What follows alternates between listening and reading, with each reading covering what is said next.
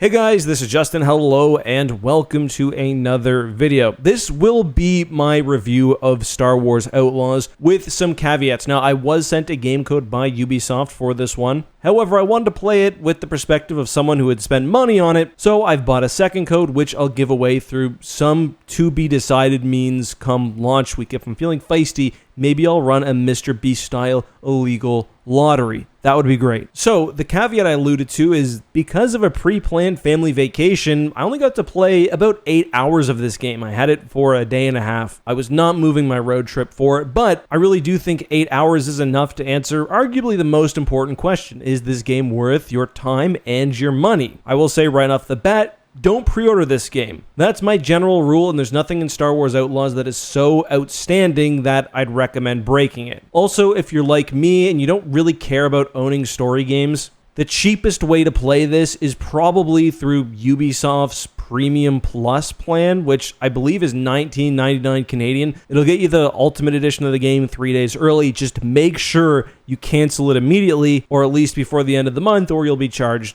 again, of course. So there's no NDA for this. I can talk about anything in the game. I'm going to avoid spoilers, but honestly, I don't think I've run into anything that would really spoil the main story to a major degree so far. But what about the question, is the game worth your time and money? Well, this is kind of an interesting case because I think more than any game I've seen in the last few years, you should be able to tell based on this video whether Star Wars Outlaws interests you, because this game is what it appears to be. In my 8 hours, I've not encountered very much, which really, really surprises me. There are some things I'm impressed by. I think the package as a whole comes together in a really good way, but there's nothing truly surprising. If you're expecting some deeper gameplay mechanic to pop out from under the spotchka, it's not going to happen. And I am going to start with the negatives of this game because the simplicity, I think, will turn off a lot of people.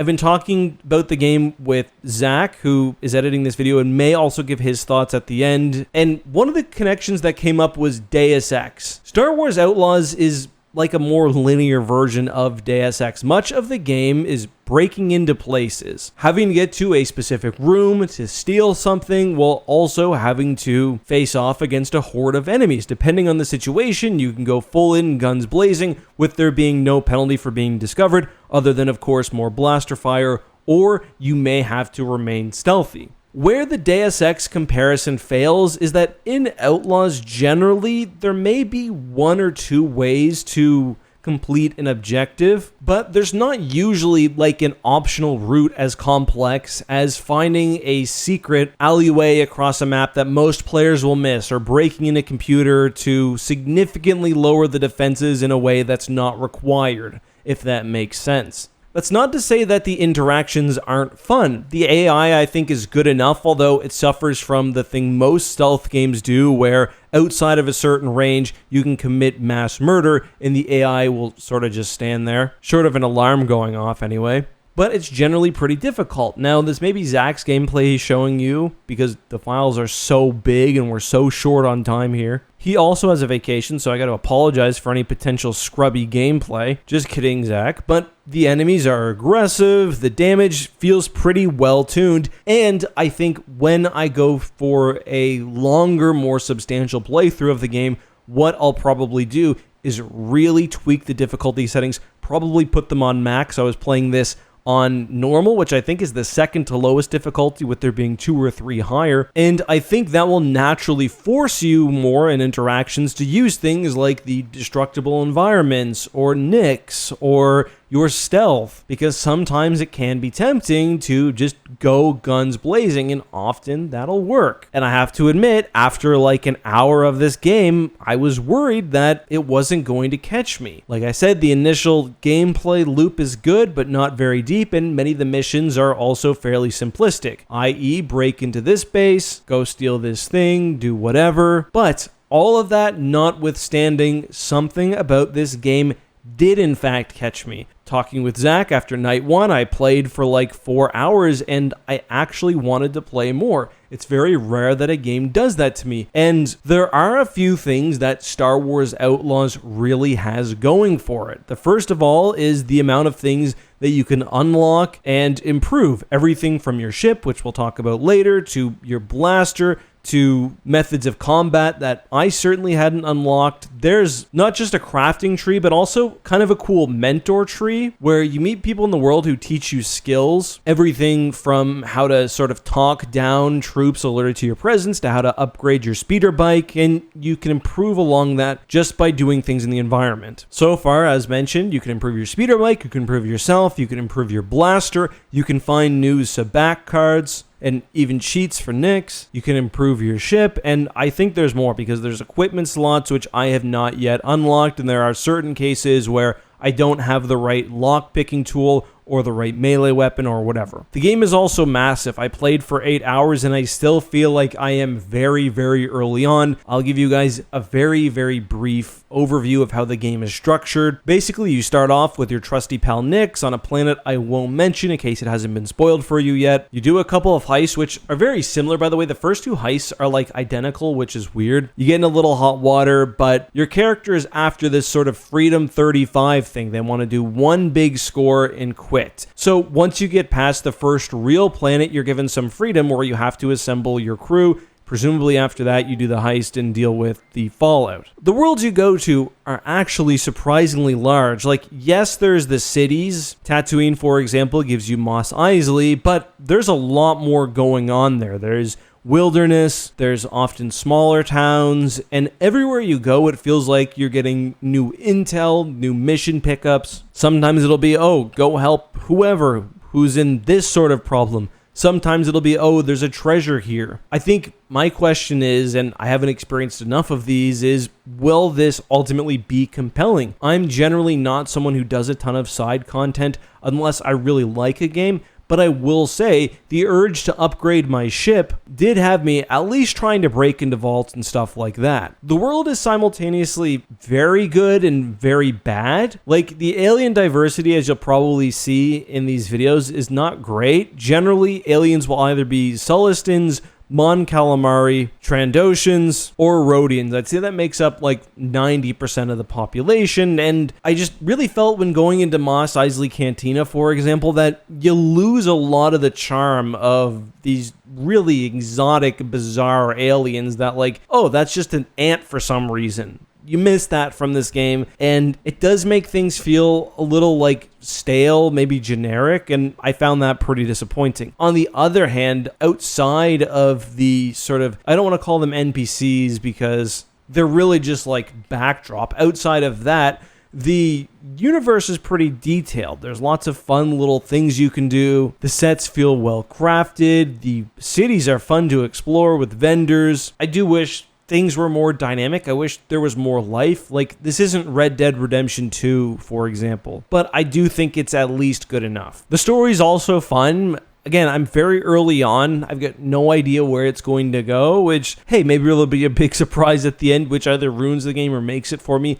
I don't think so. It is decidedly underworld with new and familiar faces both, but while the Empire is involved and you do even face off against the Empire, so far at least, it's not in the service of anything greater than yourself or Nix, which is nice. I will say I'm pleasantly surprised that even after 8 hours of gaming in 2 days, which I'm an old man, I'm in my 30s, 32, but still 30s, I don't do that very much anymore, and I was not burnt out. I think another day probably would have been too much. I feel like the story as a whole is probably working for me a little bit better than, say, the first Fallen Order game. I think that's because you're spending more time in the galaxy at large. But the downside being, I think the Fallen Order gameplay is superior to this. The game also looks very, very good, and it does a good job of making things feel very alive on the surface, which for me is often enough. Like, if you're going in and out of a spaceport, there's always ships taking off and landing, speeder bikes going by.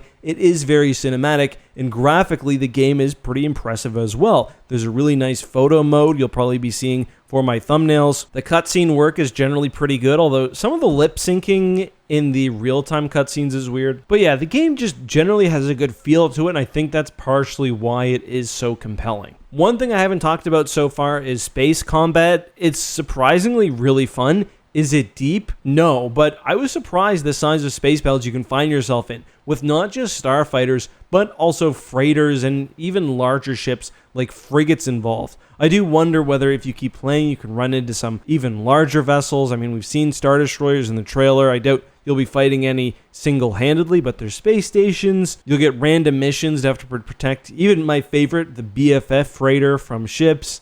And yeah, that was one reason why I really wanted to upgrade my vessel. It reminded me a lot of Starfield in a way, where you get the random encounters and you just end up seeing some cool ships. I will say, I don't know if the fans misunderstood, but there were a lot of people who thought you would be able to seamlessly travel from planet to surface. I mean, it's like Starfield, really. You click a button, you fly down. You're not like controlling the yoke all the way down to the planet's surface. And I think that's kind of what they implied. And I think there's going to be a lot of people really disappointed with that. So, should you buy this game? Well, I think it's fairly obvious about what it is. I found myself, again, really enjoying it, playing for 4 hours and wanting to play more. That very rarely happens. But a lot of that has to do with the universe, with my love of Star Wars. I don't think the gameplay is anything world-breaking, but it's pretty fun, and there's a lot to unlock, which that scratches part of my brain. You need to decide whether it's worth it for you, but I think for $19, if you want to try the Ubisoft subscription, just, again, remember to cancel it, certainly not too bad. Otherwise, if it looks great, buy it now. If you're mid on it, wait for a sale, which it's a Ubisoft game, it will go on sale. And if you're really turned off by the gameplay, if you're not into the Ubisoft formula, I don't know if there's anything massive in this game outside of perhaps the universe and the atmosphere that's going to change things for you.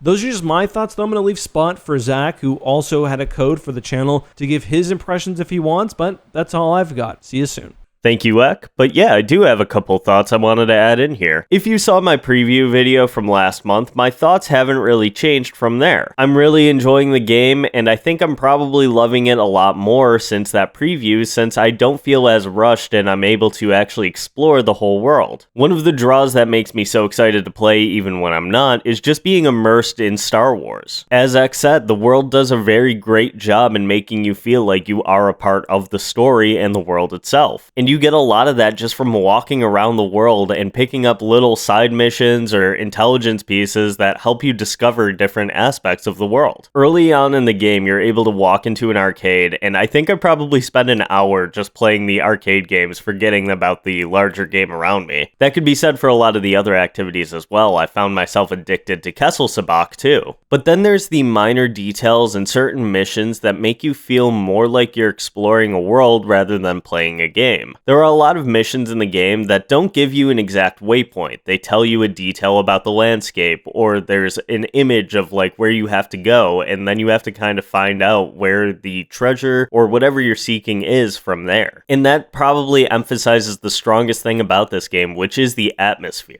It nails that so well and makes you feel like you are in Star Wars. And this will probably be the biggest draw for this game. As Ek said, the gameplay is simple, it's nothing groundbreaking, but what it does well enough to make you want to keep playing. And the gameplay itself should give you a good idea of whether or not this game is for you. But I happen to really like it, Ek seems to really like it, and I'm excited to finish my playthrough. But thank you all for watching, and we will see you in the next video.